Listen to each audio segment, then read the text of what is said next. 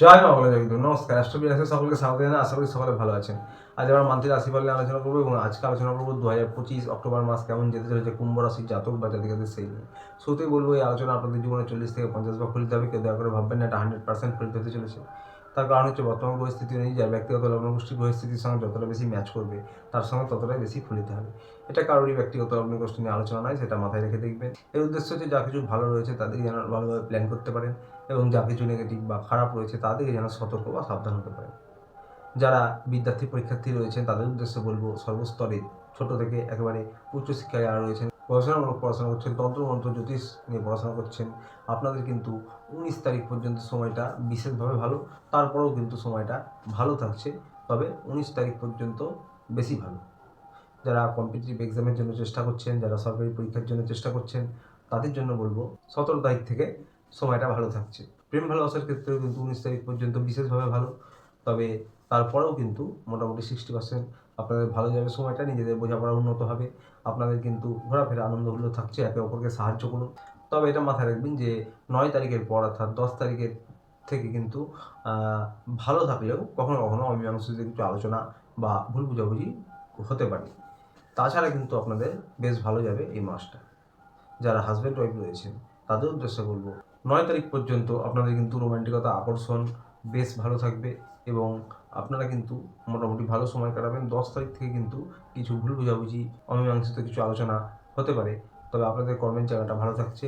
যারা husband wife রয়েছেন, যারা উভয়ে জব করেন, পরিবারের জন্য কিন্তু একটু পরিশ্রম বেশি হতে পারে এই মাসটা, তবে আপনারা দায়িত্ব কর্তব্য নিয়ে বেশ কিছু কাজ করে থাকবেন এবং পরিবারের সদস্যদের সঙ্গে সম্পর্ক উন্নত করুন। পরিবারের যারা গুরুজন রয়েছে, বাবা মা রয়েছে, শ্বশুর শাশুড়ি রয়েছে, তাদের স্বাস্থ্যের খেয়াল রাখুন। ব্যবসায়ী যারা রয়েছেন তাদের জন্য প্রথম সপ্তাহের পর থেকে সময়টা বেশ ভালো এবং সরকারি চাকরি যারা করছেন, যে কোনো আইনি জটিলতা, সরকারি কাজ বা অফিসিয়ালি যে কোনো কাজ, সেগুলোর জন্য কিন্তু 17 তারিখ থেকে সময়টা বেশ ভালো।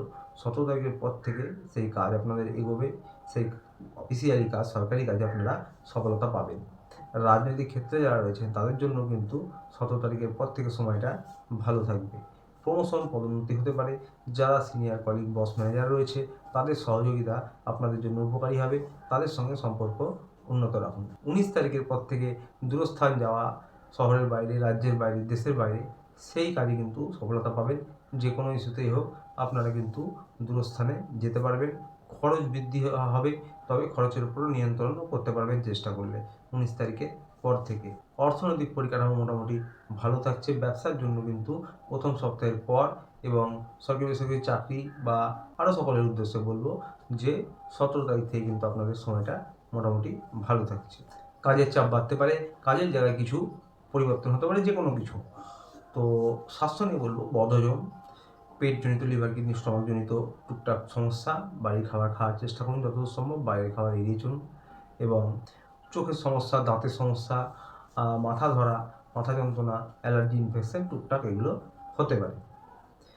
প্রতিকার নিয়ে বলবো, কুম্ভ রাশি আপনাদের কিন্তু এর লর্ড হচ্ছে শনিদেব। তো সুতরাং মাসে যদি একদিন পারেন শনিদেবের মন্দিরে যারা যেতে পছন্দ করেন, যান, পুজো দেন এবং বাড়িতে কিন্তু হনুমান চালিসা পাঠ করতে পারেন প্রত্যেক মঙ্গলবার। তা নাহলে মাসে একদিন হনুমান মন্দিরে গিয়ে পুজো দিতে পারেন। বাড়িতে হনুমান চালিসা পাঠ করুন এবং ওম প্রাং প্রিং প্রং শনিশ্চরায় নমঃ, এটি শনিদেবের বীজ মন্ত্র রোজ 27, 54 অথবা 108 নিজের সাধ্য মতন জপ করতে পারেন। আজ শেয়ার পর্যন্ত। ভিডিওটি ভালো লাগে চ্যানেলটিকে অবশ্যই লাইক, সাবস্ক্রাইব করে পাশে থাকবেন। দেখা হচ্ছে পরের ভিডিওতে। ততদিন ভালো থাকবেন, সুস্থ থাকবেন। নমস্কার।